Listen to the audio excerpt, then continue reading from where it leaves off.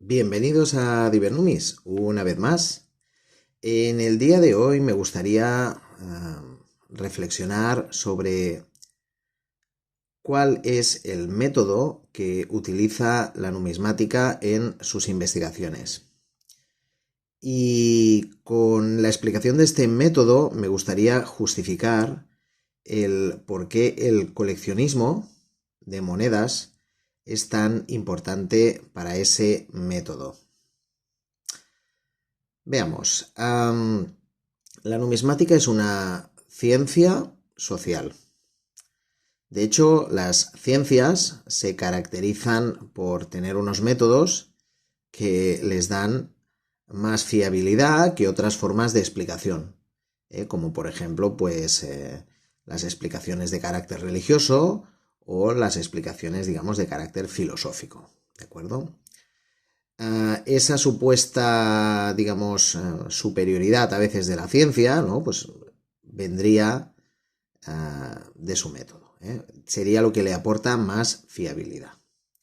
Bueno, entonces las ciencias se han clasificado en general en diversos grupos y esa clasificación suele basarse precisamente en los métodos que utilizan, ¿de acuerdo? Por ejemplo, hay un primer grupo de ciencias que son las ciencias exactas, podríamos decir, las ciencias formales, que serían las matemáticas, la lógica, y bueno, utilizan un método al cual se le llama a veces axiomático deductivo y que consiste, pues que bueno, presuponen una serie de premisas, utilizan las leyes de la lógica, del razonamiento y extraen conclusiones que son obligatorias, necesarias, ¿de acuerdo? Digamos que bueno, es una metodología. Las matemáticas no dicen nada del mundo porque no lo observan, pero sí que es verdad que cuando sacan conclusiones son altamente fiables. Hay otras ciencias que, digamos, ya no son tan exactas y se dedican a observar el mundo. Entonces, dependiendo de lo que observan, pues se han llamado ciencias naturales o ciencias sociales. A veces también a estas últimas, a las ciencias sociales, se las llama también pues ciencias humanas, ¿de acuerdo? Y bueno, las ciencias naturales básicamente lo que utilizan es el método hipotético deductivo, que básicamente es, digamos, la investigación de laboratorio, ¿de acuerdo? O sea, observan, digamos que anotan datos, a partir de eso, pues bueno, proponen una hipótesis, tarde o temprano la ponen a prueba en un experimento y si sale bien, pues de momento se van quedando con la hipótesis. Pero si esa hipótesis en algún momento, esa predicción que habían hecho, no coincide con un resultado de laboratorio, se considera, digamos, que la hipótesis queda falsada, queda refutada, y entonces, pues bueno, se tiene que proponer otra hipótesis. Yo que sé, por ejemplo, si yo digo que el agua hierve a 100 grados y en alguna situación pues resulta que el agua no hierve a 100 grados, pues tendré que modificar la hipótesis, ¿no? Por ejemplo, tendré que decir, bueno, dependiendo de la presión, ¿vale? Entonces pues tendrá que probarse con esas variables. Las ciencias humanas o ciencias sociales utilizan lo que muchas veces se ha llamado de manera aproximada el método hermenéutico, ¿de acuerdo? Que consiste más o menos en una especie de método que intenta ser serio, pero que no puede ser tan preciso como por ejemplo el de las ciencias naturales, ¿vale? Me explico. Un historiador, por ejemplo, pues no puede poner la Segunda Guerra Mundial en un laboratorio, ni puede repetirla para ver si vuelve a pasar lo mismo. O sea, no puede. Entonces, las ciencias sociales, por su complejidad, precisamente por su mayor complejidad, se ven obligadas a utilizar otros métodos. Un poco, digamos, más inexactos, pero bueno, es que no hay más. Entonces, la numismática, pues es una de esas ciencias sociales que tiene que usar métodos, digamos, de carácter hermenéutico, algo más inexactos que yo que sé, que lo que hacen en química o en biología, ya no os digo lo que hacen en matemáticas, pero bueno, que digamos, con esos métodos, digamos, de carácter hermenéutico, se puede ir avanzando, se puede ir construyendo conocimiento, ¿eh? La numismática puede construir conocimiento. Entonces, ¿cómo lo hace?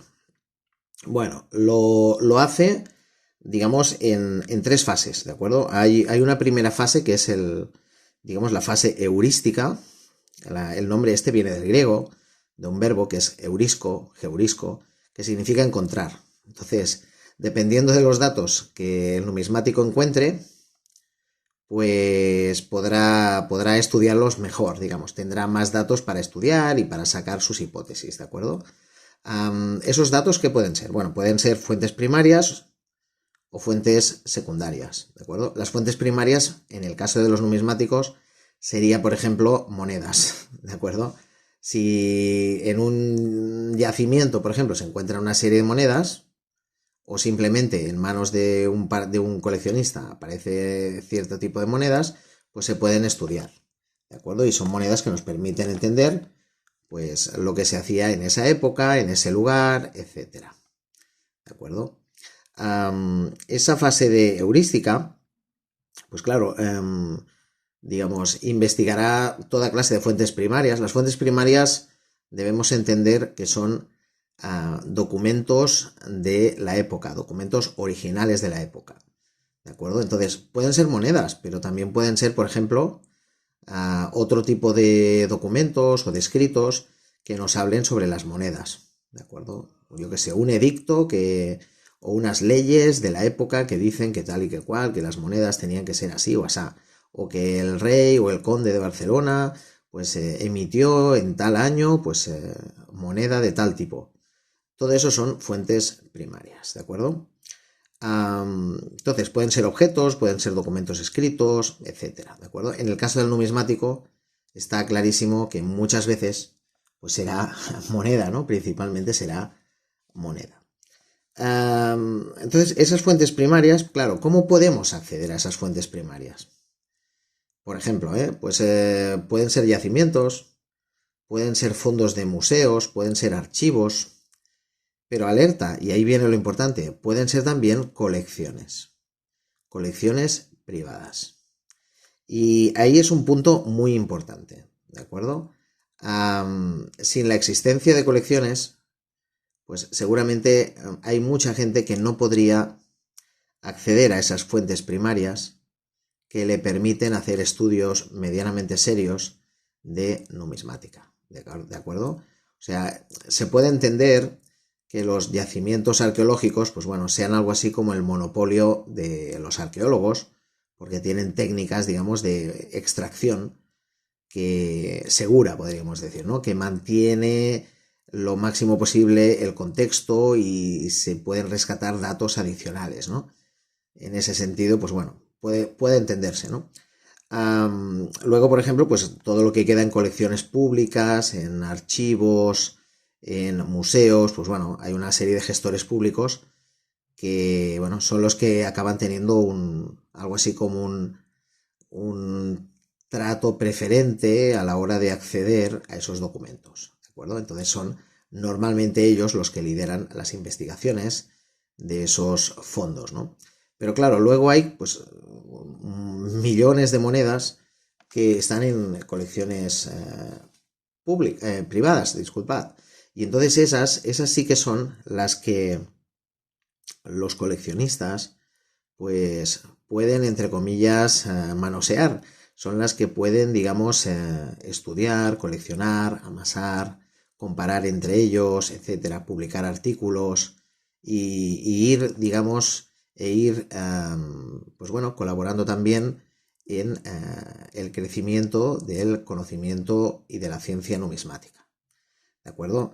La heurística, digamos, este encontrar, ¿no?, nuevos datos que añadir, digamos, a los conocimientos, pues también se puede alimentar de fuentes secundarias. Por ejemplo, las fuentes secundarias ya no serían, digamos, documentos o textos de la época. Serían más bien, pues, otros estudios que otros numismáticos, por ejemplo, a veces historiadores, a veces lingüistas, etcétera, otros estudiosos han hecho, y que entonces, para no repetir la investigación, pues ya nos basamos en las conclusiones y en los datos que esas fuentes secundarias nos ofrecen, ¿de acuerdo? Pues bueno, eso también se hace, ¿no? No sé, yo por ejemplo uso un interruptor, pero no necesito fabricarme el interruptor, simplemente lo utilizo, ¿no? pues es lógico que digamos que en numismática no lo puedes investigar todo y a veces pues te apoyas en lo que ya han publicado, en lo que ya han estudiado con detalle, dedicándole muchas horas otros compañeros numismáticos, ¿de acuerdo? O sea, eso es normal y se hace en todas las ciencias, ¿de acuerdo? No hay nadie que lo investigue absolutamente todo y que no, digamos, que no utilice pues lo que algunos otros ya han investigado en otras facetas, digamos. Por tanto, la heurística, pues fuentes primarias, fuentes secundarias, y fijaos cómo las colecciones pues son una manera de acceder a esas, digamos, a esos datos que son imposibles de abarcar por el sistema público y que, por tanto, pues bueno, que tiene cierta lógica que existan, que sigan existiendo las colecciones privadas, que no se pongan trabas al coleccionismo, que no solo ciertos gremios privilegiados pues tengan el monopolio de la investigación, etcétera, ¿de acuerdo? Tras esa fase, digamos, heurística, de, bueno, se ha encontrado alguna cosa nueva y entonces se analiza, pues hay una segunda fase que sería el criticismo. El criticismo consistiría un poco en cuestionar las fuentes, es decir, hasta qué punto la fuente es sincera, hasta qué punto la fuente es auténtica, ¿no? Sería un poco eso, el poner a prueba, pues a ver, esa moneda es auténtica, no es auténtica, este documento es sincero, miente, no miente, es objetiva la información que aparece en la moneda, o yo qué sé, o este emperador quería presumir y estaba exagerando ciertos detalles, por poner un ejemplo, ¿eh? Entonces, el criticismo consistiría en eso, en esa especie de análisis, ¿no? En ese, un poco, el desconfiar un poco de las fuentes y ponerlas a prueba, para no creernos pues todo lo primero que leemos o lo primero que encontramos, ¿de acuerdo? Y una tercera fase sería la síntesis, podríamos decir, numismática, ¿de acuerdo? Sería un poco como que tras haber encontrado ¿no? haber encontrado fuentes primarias, secundarias y haberlas criticado, ¿no? En el sentido de someterlas a un análisis crítico, pues luego ya viene la síntesis, que es tras todo ese batiburrillo de informaciones y de reflexiones, pues el numismático propone hipótesis y esas hipótesis pues serían pues las nuevas ideas que lanza. En virtud de los nuevos datos pues se propone tal cosa, ¿de acuerdo? Yo qué sé, pues que hubo un emperador que nadie conocía o que se acuñaron monedas en una ceca que nadie lo sabía hasta ese momento, este tipo de cosas, ¿de acuerdo? O que resulta que, no sé, que tal emisión se hizo por problemas bélicos, etcétera. Entonces, digamos, las hipótesis que plantean los numismáticos son falsables, es decir, ¿son refutables? Claro, pues por supuesto que sí, porque no en el sentido, digamos, de a través de un laboratorio, porque, por ejemplo, si estamos lanzando una hipótesis sobre moneda sasánida, es evidente que no podemos volver a los tiempos del imperio sasánida, pero sí que podemos, digamos, digamos, poner a prueba la hipótesis con las nuevas fuentes y datos que van apareciendo, que van llegando. Es decir, yo puedo lanzar una hipótesis, pero tarde o temprano irán apareciendo más monedas, más hallazgos, más estudios. Y entonces eso, pues poco a poco puede hacer que mi hipótesis pues no resista los nuevos datos y de algún modo pues haya que abandonarla, rectificarla, sustituirla, etcétera. Y puede pasar también que no, que las vayan confirmando, ¿no? Entonces, si la van confirmando, tampoco tendremos una confirmación definitiva. Lo que va a suceder en todo caso es que, de momento, pues esa hipótesis aguantará el tipo, podríamos decir. Pero que siempre estará un poco con la amenaza de que nuevos datos, pues a lo mejor se carguen esa hipótesis, esa explicación. Y no tenemos que entenderlo esto, que la hipótesis, digamos, pueda ser falsada, pueda ser refutada, no tenemos que entenderlo como algo terrible y malo y desgraciado, no. O sea, el único que realmente va a sufrir un poco es la vanidad del investigador, ¿no? Que le gustaría haber descubierto la verdad.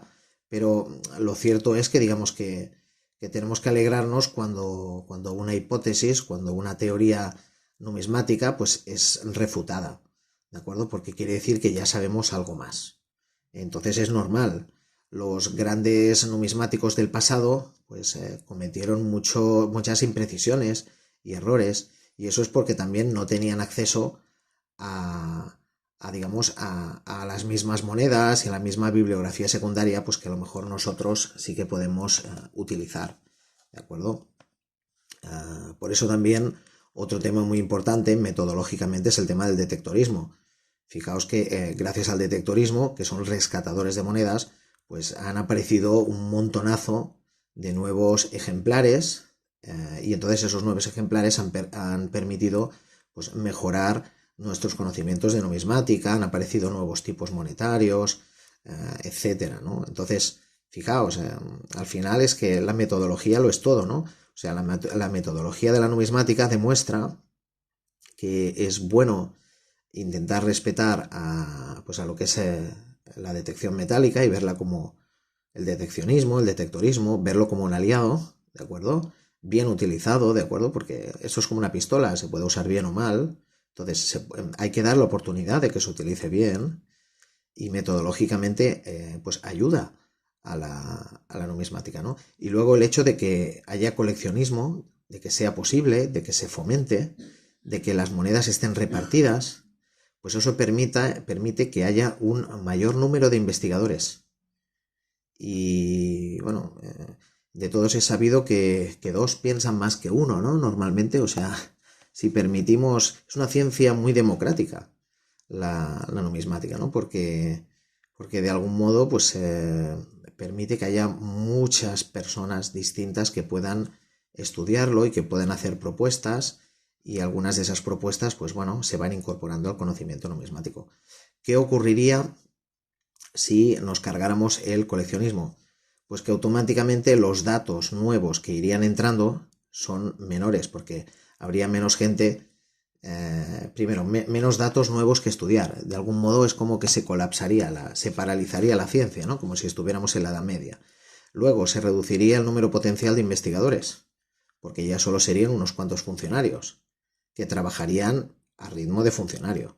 Entonces, todo, digamos, iría a peor, ¿no? Luego también habría el problema de cómo gestionar lo público y tal. Pero bueno, eso ya no es metodológico. Pero fijaos, metodológicamente está claro que por el bien de la numismática tiene que haber coleccionismo, tiene que haber detectorismo, y bueno, y el que no lo ve, pues es porque no quiere verlo, porque quiere proteger su puesto de trabajo, o simplemente pues porque no se había parado a pensar en ello, ¿de acuerdo? Pues bueno, ya me diréis qué os parecen estas reflexiones metodológicas que he lanzado hoy. O sea, pienso que son bastante profundas, bastante sesudas. Pensad que estoy bastante acostumbrado digamos, a pensar en metodología científica, porque como soy profe de filosofía, pues me toca explicar cada año los métodos científicos, ¿de acuerdo? Pero bueno, digamos con el detalle con el que lo acabo de hacer ahora, hablando de la metodología, digamos, de la numismática, pues bueno, no, digamos, no lo había hecho hasta ahora, y bueno, creo que ha sido un ejercicio pues muy interesante, ¿verdad?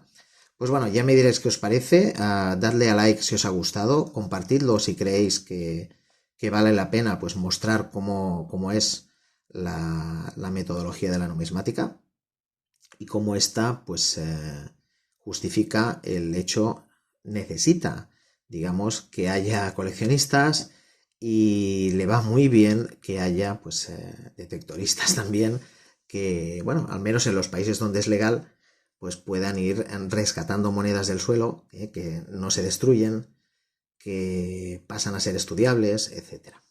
Pues nada, nos vemos y un saludo.